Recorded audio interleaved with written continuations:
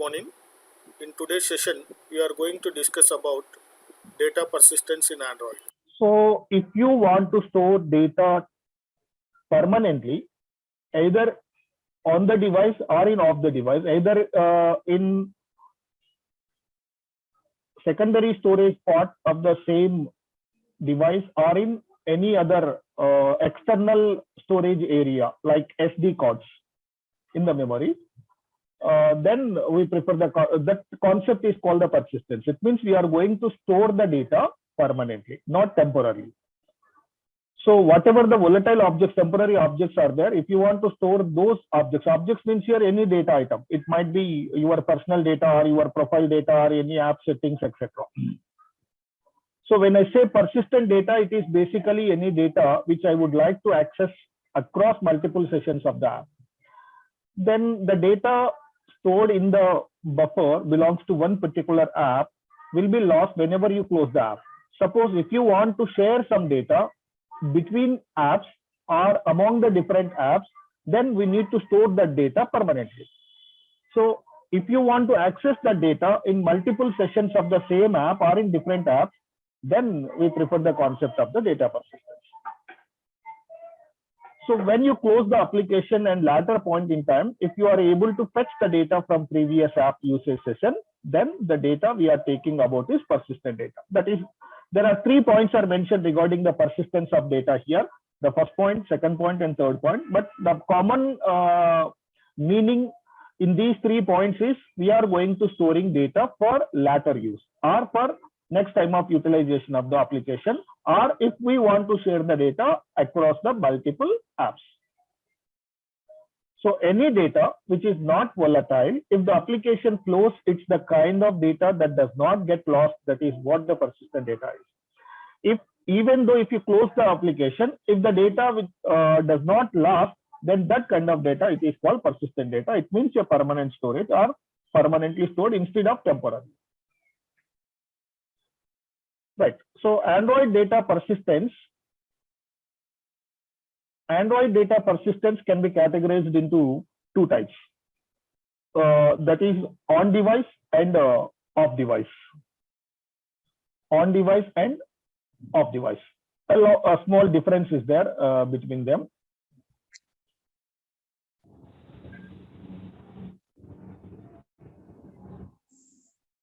Yes.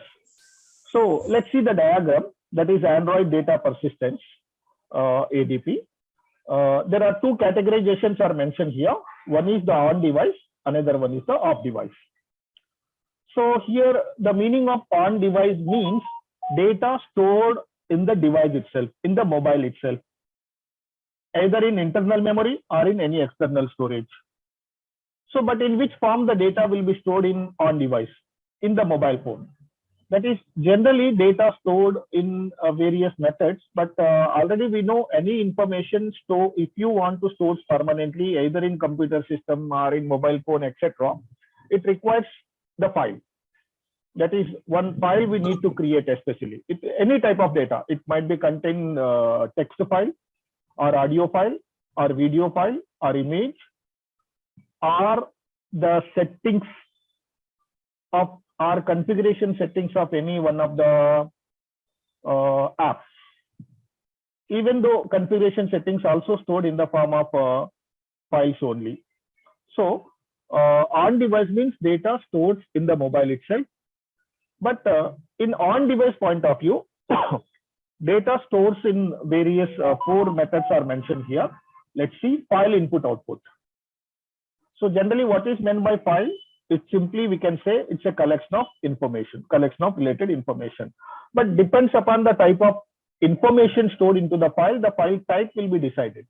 Suppose if the file contains text, it is a text file. If the file contains audio, any song or music, etc., then it will be called it as a audio file. Suppose if the file contains any picture, then it is called as a image file. Suppose if it is contain any code, I mean C code or Java code or something, etc., then it will be referred as a program.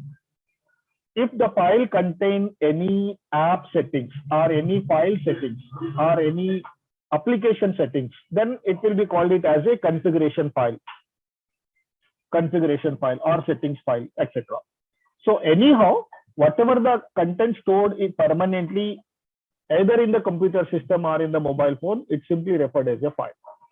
There are some files will be mentioned related to mobile application or Android concepts. Any kind of file like XML, JSON, it is one of the object, images, CSV, that is comma separated files like that. And files can be stored either inside the mobile phone, I mean in the internal memory, or in any external storage also. External storage means, suppose if you want to store large amount of data and through mobile, if you want to access that data, then we can insert the SD card in our mobile phone. But SD card is an external storage, so we can store large amount of data in the SD card like 8 GB, 16 GB, 64 like this, 128 GB, etc. So even though permanently stored data in external storage stores in the form of files only, so it means we need to access that information through file name. And this is one of the methods. Storing of data permanently or persistently in the device. And another one is their shared preferences. Basically, shared preferences are used to store the settings of the app. Settings of the app, like look of the app, color of the app, and screen size of the app, etc. So whatever the settings belongs to that particular app, then all those we can store in the form of shared preferences. Then the file created to store the data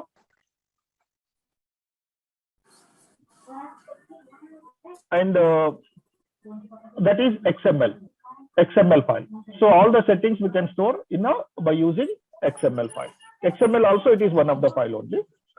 And embedded relational database. The third one is the SQLite database.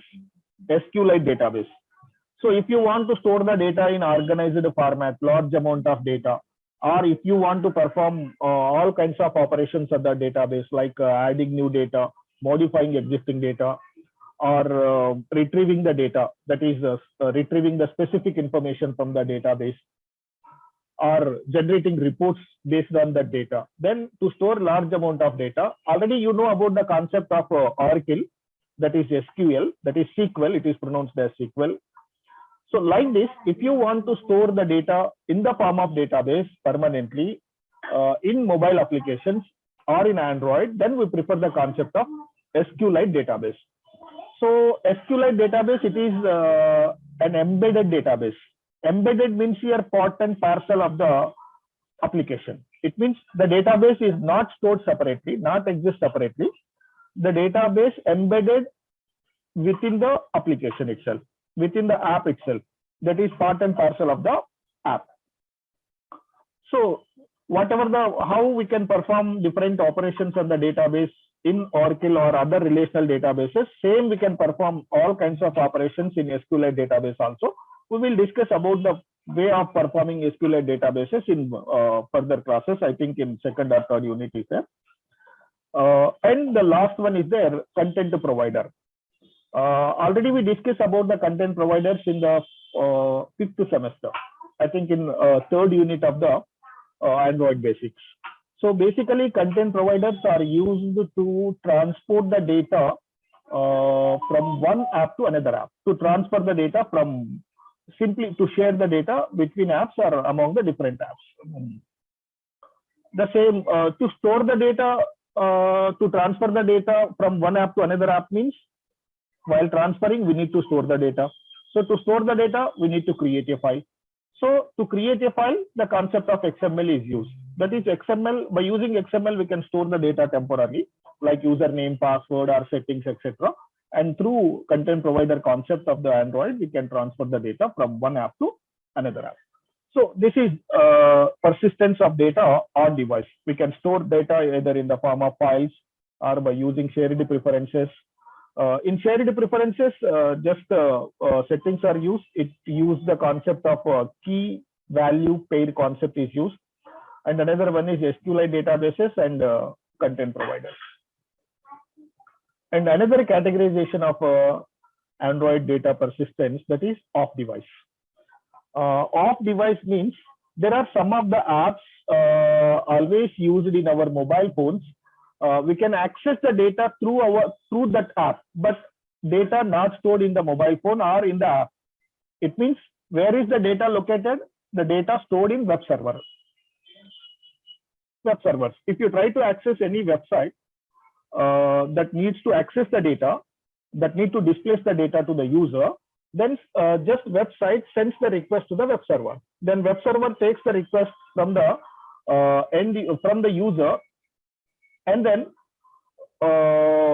it prepares the answer in the backend, I mean in the web server, with the help of the SQLite database or some other predefined programs resides in the web server, and simply send the data to the client, from which client the request has been received. So to perform all these tasks, the web server contains web services. So web services are the predefined programs resides in the web server to process the queries request by the clients.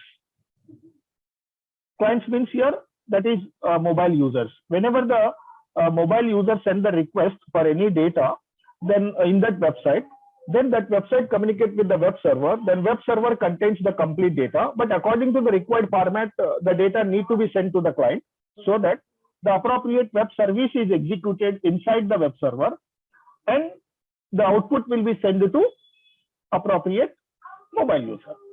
So why it is mentioned as off device means data will not be stored, does not stored in our mobile phones. Data resides in web services, I mean web server.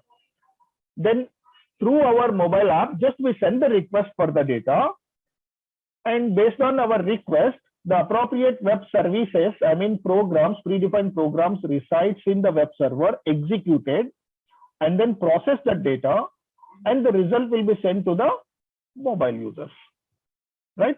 Then all these web servers mostly written in the form of JSON or XML or images, the off-device data will be stored. Right. So here 1, 2, 3 is mentioned. 1 means here is mentioned Java input output streams. How we perform file input output operations in Android, just like the streams concept we already known in Java. That is, you already studied in second year. Java basics streams chapter is there. So like input stream, output stream, file input stream, file output stream, buffered input stream, buffered output stream, like this various predefined stream classes are there in Java. With the help of those Java input output streams, we can do file oriented input output operations in Android also. And SQLite database, what is SQLite database is mentioned? It is any RDBMS software. That is relational database management system. Already we know number of RDBMS softwares like MS Access and Oracle, MySQL, SQL Server, etc. So we can use any, just like any RDBMS, there is a SQLite database is used in Android for storing the large amount of data in a structured manner. And just like other RDBMS softwares, how we will communicate with the help of intermediate language, that is SQL, to access the data, to retrieve the data, and to store the data. All kinds of operations you can perform on SQLite database also. Just like whatever the commands we already learned in Oracle, like select, create, update, delete, all those commands we can work in SQLite database also. We'll discuss in depth about that in the coming sessions. And third is there XML, JSON, parsing, threads. These are all web services related concept is there. And yes, we will discuss all these things elaborately.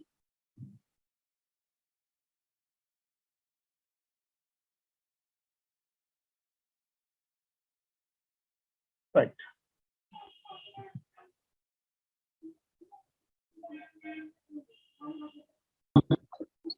So what is on device and off device? Whatever the concept just now I explained, it is mentioned here simply. So Android on device, there can be multiple kinds of data that you can typically deal with. That is file input output operation, which is reading from a file and writing to a file. In case of file input output, you may want to do in an external storage as well, like SD card. And shared preferences, app settings are usually stored in shared preferences. That is, to store the settings of any app, mostly shared preferences are used. And shared preferences are very much specific to Android, and these are typically used to save the user preferences. User preferences means user settings. Generally, in most of the apps, every user has his own settings, like his own wallpaper, his own image, and his own background color, and his own font style, font size, font color, etc. So all those app settings are stored in shared preferences, also referred as user preferences. And SQLite database, just now I explained, which is the kind of database that you typically see in the most of the mobile platforms. And off-device data, a data that is hosted on the server, you basically access that particular data through web service integration. Right. So overview of data storing, that is, app data is private to the application. It means the data belongs to one particular app, will not be accessible by other apps, so that it is called as a private. And several mechanisms are there to store data storage. That is a state storage. State means here that is the settings. That is almost all settings are temporarily stored in RAM memory. That is mechanism for saving activities state temporarily. Activity state, that is current state of the activity. Generally, state storage is mandatory. Why? Because whenever you work with multiple apps simultaneously, if you switch between apps, like if you move from one app to another app, whenever you return back to the previous app, the same settings need to be displayed to you.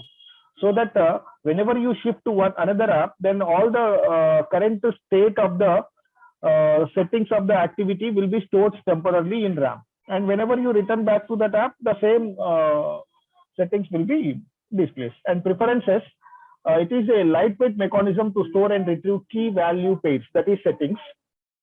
And files, open and save files on device and removable storage. We can create a file, we can open a file.